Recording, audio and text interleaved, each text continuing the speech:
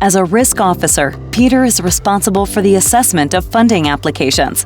Every incoming funding application will be automatically evaluated according to the acceptance criteria defined by means of business rules by the lender.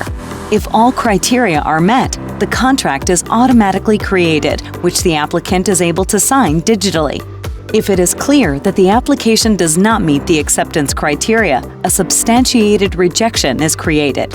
In case of doubt, Peter finds a task added in his workload to assess the application manually. The orange labeled criteria shows the dubiety, so Peter knows exactly where to look. He will have full access to the application.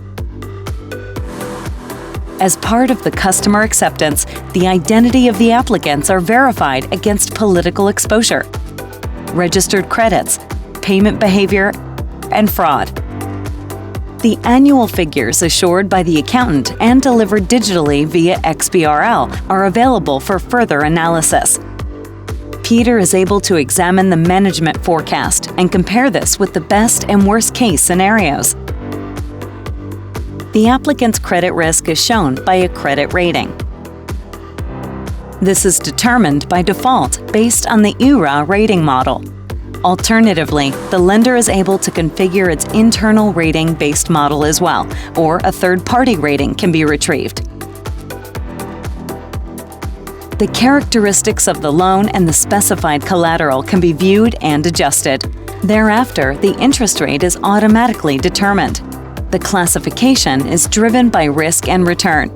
The risk premium is based upon the rating, the required loan amount, and the available collateral value.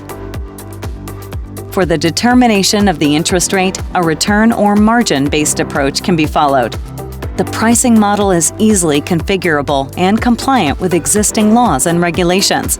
The special provisions, covenants, and the documents still to be submitted are automatically added by the system based upon the information from the application. As soon as Peter has finished his analysis, he can decide whether to accept or reject the application. After this decision is authorized by a colleague of Peter, the contract or rejection is created. In this way, Peter only needs to assess an application in case of doubt. By looking at the acceptance criteria, Peter is able to effectively analyze the application and base his decision on the analysis.